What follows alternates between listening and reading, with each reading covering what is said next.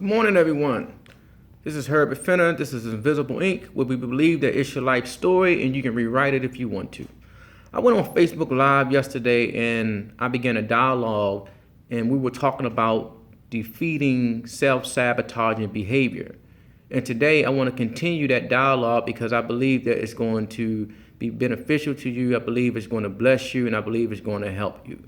Now, what are we talking about when we say self-sabotaging behavior? We're talking about those characteristics. We're talking about the behavior that's keeping you from living the life that you desire to live, that's keeping you from fulfilling your dreams and reaching your goals.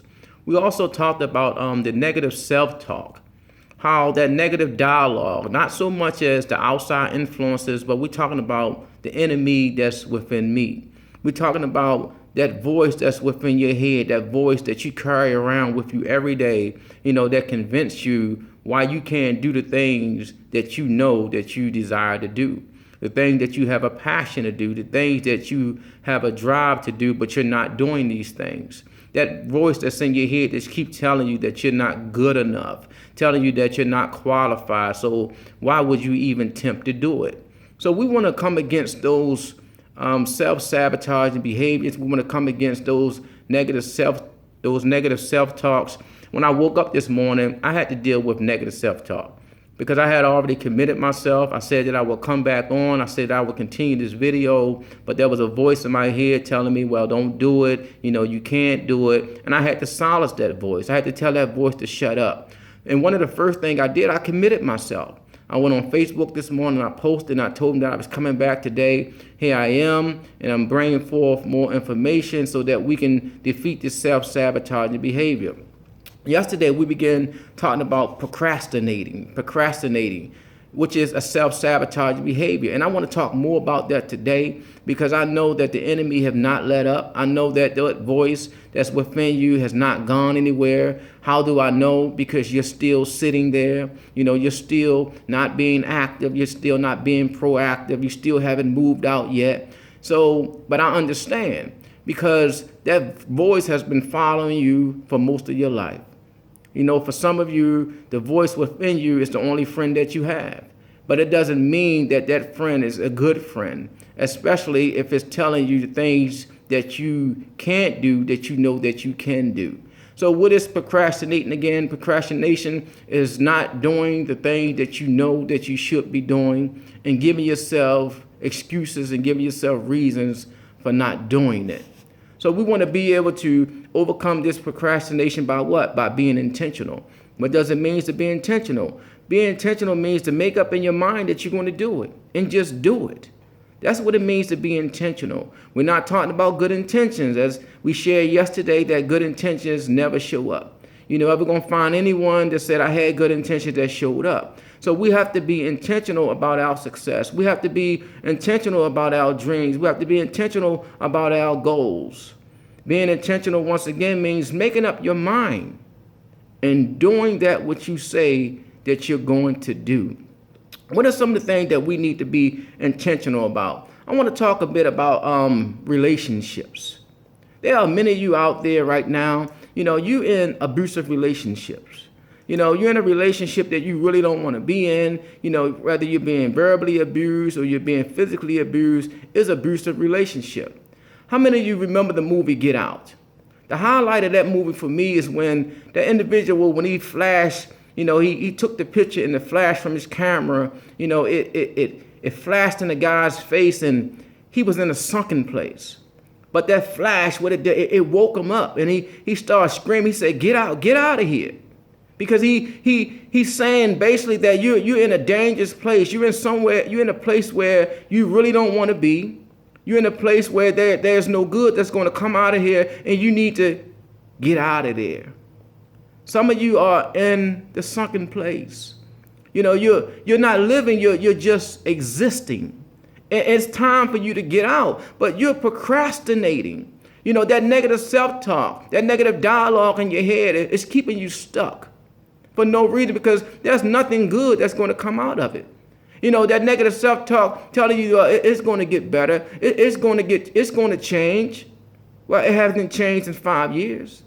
It hasn't changed in 10 years. It hasn't changed in 15 years. I know some of you that has been engaged for 10, 15 years, some 20 years, with someone who has no intentions on marrying you. They have no intentions on being with you for the rest of your life in the form of a commitment, because that's not their priority. That's not something that they really want to do. So what are you going to do? What are you going to do for you? What choices are you going to make? Are you going to continue to have that self-sabotage behavior that keeps you stuck? Or are you going to get out? Because you're in a sunken place and you got to wake up.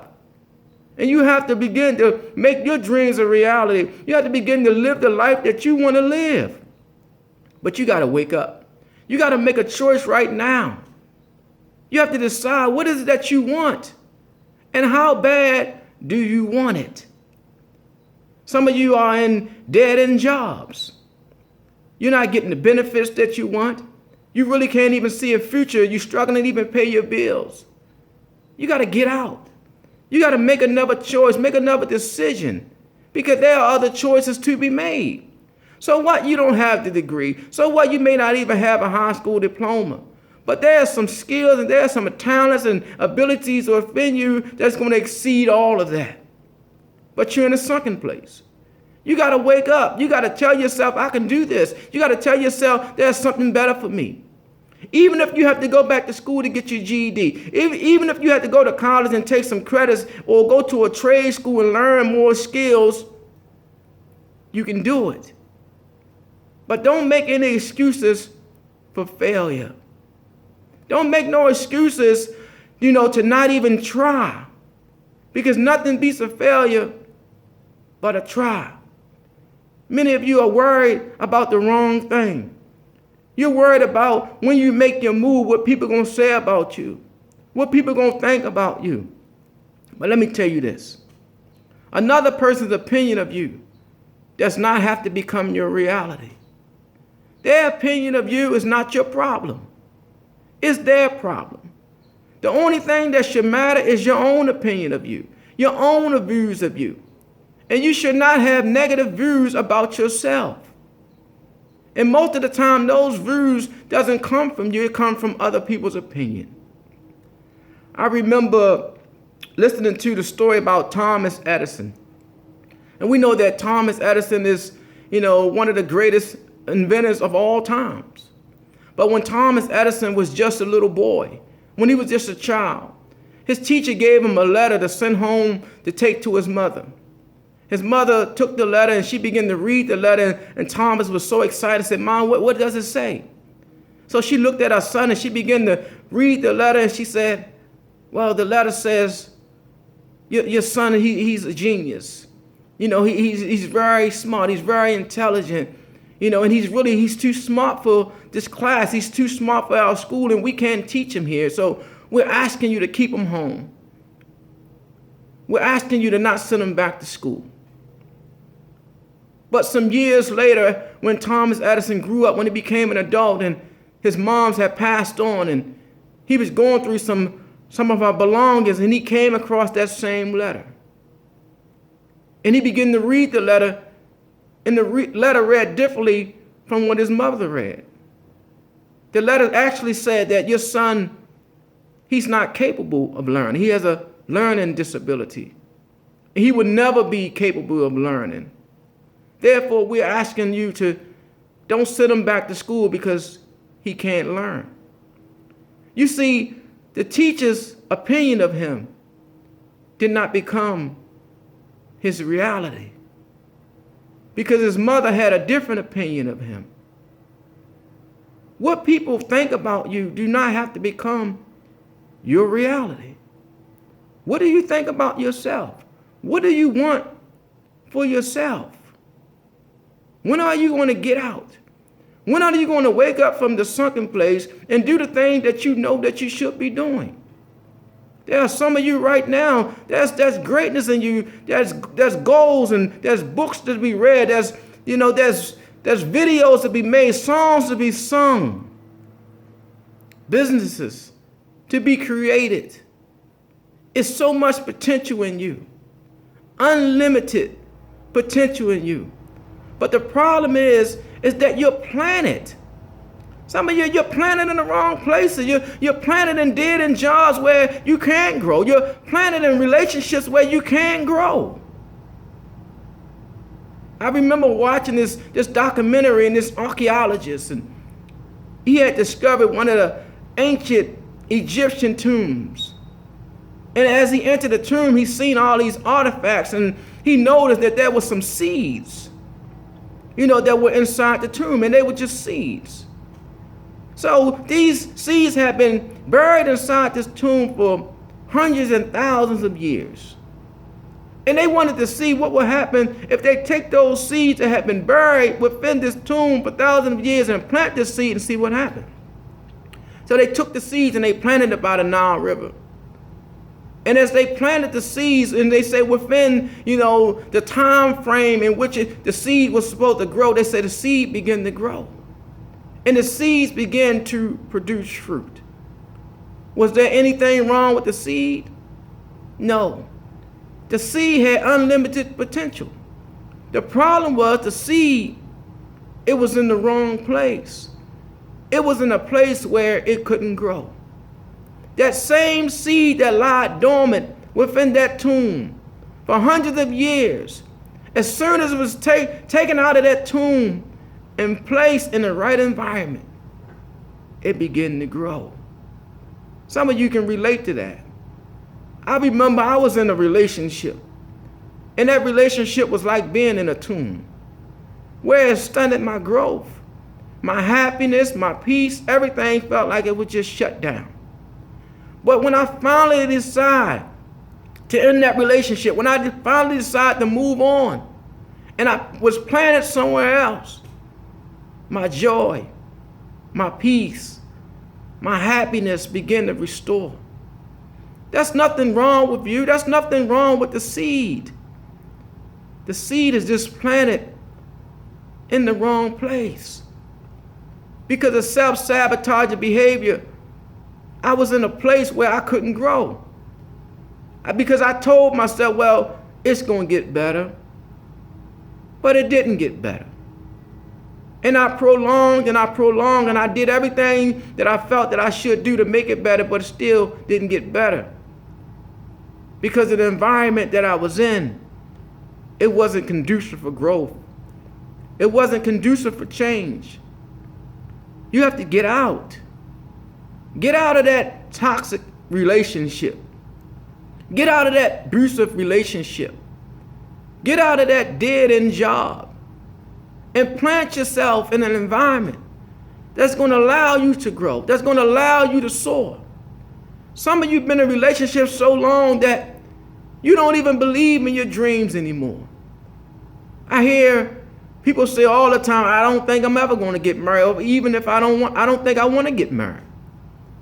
It ain't that you don't want to get married.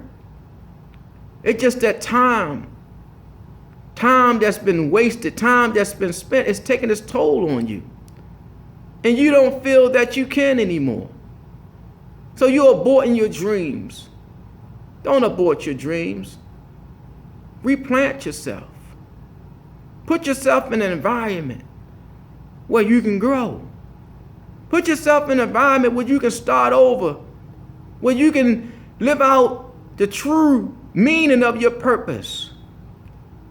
Put yourself in an environment where you can do the thing that you know that you desire to do and live the life that you desire to live. If someone made you a promise and they haven't kept that promise in 5 years and 10 years, then when are you going to wake up? You can't be engaged forever. When are you going to wake up? When are you going to come out of the sunken place? Do I have to flash a light for you to get out?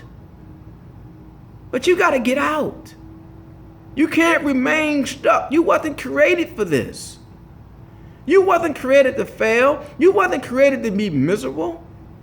But you was created to succeed by all means. But you have to make the choice. Because the choice is ultimately yours.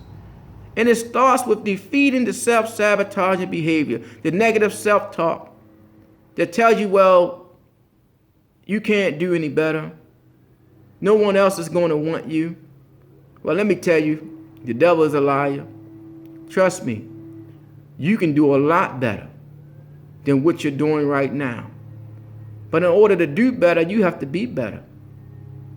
In order for things to change, then you have to be the change that you want to see. You have to make the right choice. And that choice starts today. It starts right now. You have to be intentional about your success.